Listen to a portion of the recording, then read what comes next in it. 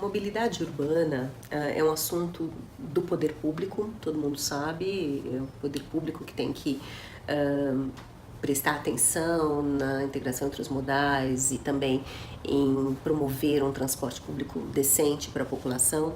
Mas ele não é, esse assunto não é só do poder público, ele é também da sociedade e também das empresas, né? Eu, como empresária, quero cada vez mais refletir sobre isso e como que no meu papel eu posso contribuir com a sociedade em geral, não só com os meus funcionários, mas com a sociedade em geral com relação a esse tema, né? A Companhia de Idiomas já há algum tempo, eu diria que há 7 anos, pensa nesse assunto, em como fazer com que as aulas dos professores, que é o que a gente faz no Brasil inteiro, com que essas aulas aconteçam virtualmente, né, para que os professores não tenham que se deslocar nas empresas. Isso está sendo cada vez mais comum agora, pessoas que se conectam com os professores da Companhia de Idiomas, ao invés de fazer com que eles se desloquem até as empresas. Então isso já diminui o número de pessoas que circulam pela cidade, pelas cidades do Brasil onde a Companhia de Idiomas atua. Os funcionários da administração da Companhia de Idiomas também já começam a experimentar alguns dos pilares que sustentam essa ideia da mobilidade urbana, né? E eu vejo como pilares banco de horas, porque que ele tem a ver com mobilidade urbana, né? Banco de horas faz com que as pessoas tenham uma certa liberdade com relação ao seu tempo prestado na empresa. Então, se na véspera de um feriado, se você não tem banco de horas, você vai trabalhar das 8 às 5, vai sair de casa, vai passar em casa e aí você vai viajar, né?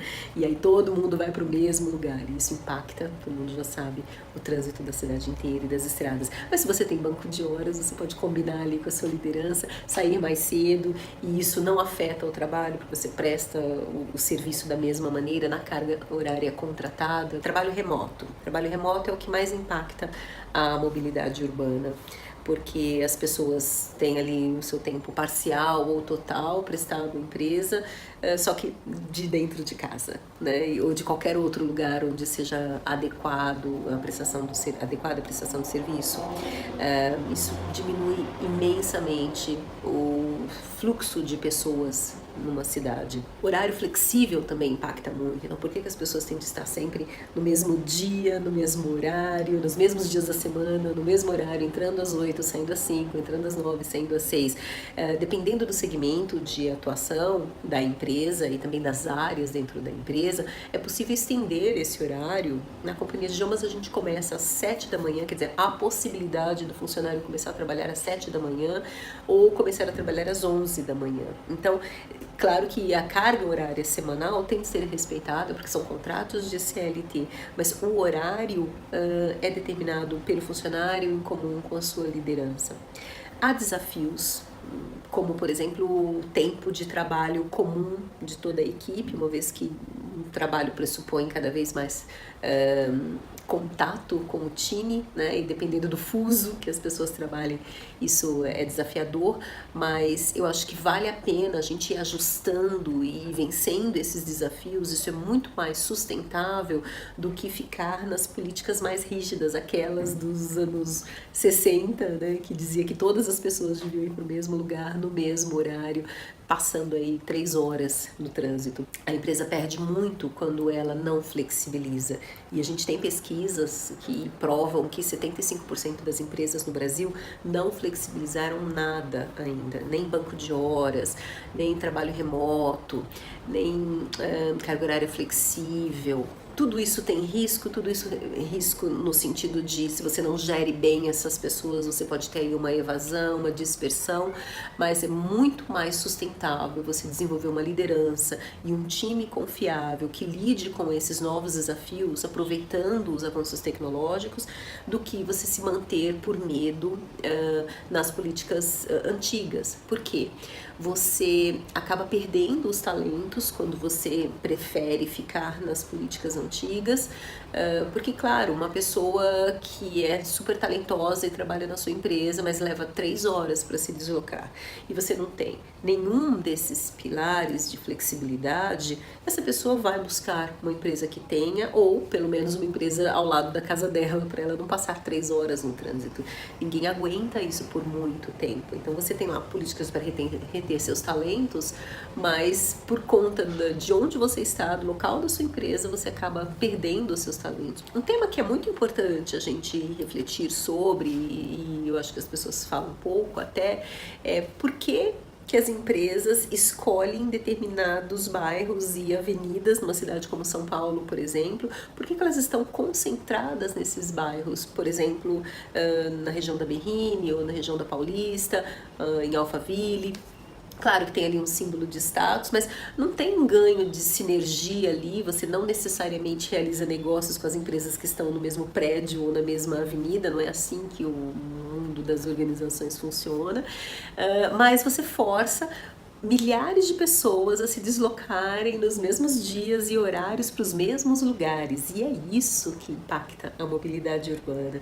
Então eu vejo poucas iniciativas das empresas na cidade de São Paulo, por exemplo, de se mudarem de local para um bairro com 1 m² até muito mais barato, com a possibilidade de estar muito perto de uma estação de metrô, que eu acho que é isso que facilita a vida das pessoas que trabalham na sua empresa, e também clientes e também fornecedores, né? Na companhia de idiomas a gente saiu de um local que tinha fácil estacionamento, que nos anos 80 isso era muito importante, a gente saiu dali para um prédio a 100 metros de uma estação de metrô, porque a gente percebeu que isso sim traria um ganho enorme para os nossos colaboradores e para os nossos clientes e fornecedores, e de fato trouxe. Então, é importante que o empresário também, especialmente o pequeno empresário que tem mais poder sobre essas coisas, mas também um CEO de uma grande empresa pode começar a refletir sobre isso, né? Que ele possa levar a empresa para pontos de menor concentração de empresas e consequentemente de pessoas, para que esse deslocamento seja menos óbvio dentro da cidade, né? Que exista de fato um deslocamento num contrafluxo, né? E não todo mundo indo para o mesmo lugar de manhã e voltando para o mesmo lugar à noite, né? E não me parece uma medida muito complexa. Então o que eu digo é que a responsabilidade sobre mobilidade urbana não está só no poder público, mas está na mão de muita gente, especialmente de quem tem uma empresa, de um gestor que pode interferir, desde a mudança de local, como eu falei, até a mudança de políticas, flexibilizando tudo isso dentro da CLT, contemplando a reforma trabalhista, mas flexibilizando e ganhando enormes vantagens. A empresa acaba tendo muitos ganhos quando ela flexibiliza. Ela não está só dando um benefício para o funcionário, na verdade nem deveria ser considerado um benefício trabalhar em home office, porque de fato não é. É cômodo para o funcionário, mas ele tem muitas responsabilidades quando ele está no trabalho remoto. Parece que ele tem que provar mais ainda a produtividade dele e a eficácia dele, né? Que é o resultado que ele entrega para a empresa. Mas a empresa tem muitos ganhos, porque com isso ela mantém os seus talentos motivados, mais descansados, com qualidade de vida. E qualidade de vida é o quê? É você ter poder de escolha sobre o seu tempo. É você não se sentir obrigado a fazer as coisas no seu dia sem ter escolha, né? E quando você coloca um funcionário parcialmente ou totalmente num trabalho remoto, ele começa a ter mais escolha sobre o dia dele, porque ele não tem que sair de casa às 6 da manhã para chegar às 9 no trabalho, ele se conecta às 9, então só ele ganha 3 horas e ele pode escolher o que fazer nessas 3 horas. Ele pode dormir mais, estudar, levar o filho na escola, ficar com uma pessoa que ele ama, quer dizer, ele pode fazer o que ele quiser naquele tempo. E é claro que isso aumenta a motivação preocupação dele pela vida, pelo trabalho, e é isso que a gente quer, né? A gente quer uma empresa lucrativa, com funcionários felizes, clientes felizes, dentro de uma cidade, dentro de um contexto que se sustente, né? Porque não adianta a gente ter políticas que são viáveis, em 2 anos elas deixam de ser.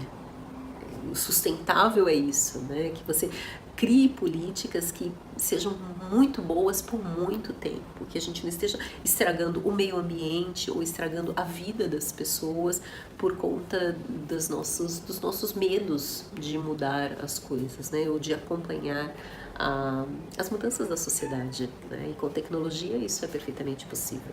É claro que essa flexibilidade sobre a qual nós estamos falando, banco de horas, trabalho remoto, horário flexível, ela não é adequada a todas as empresas, a todos os segmentos, a todas as áreas dentro de uma empresa ou até mesmo a todas as pessoas.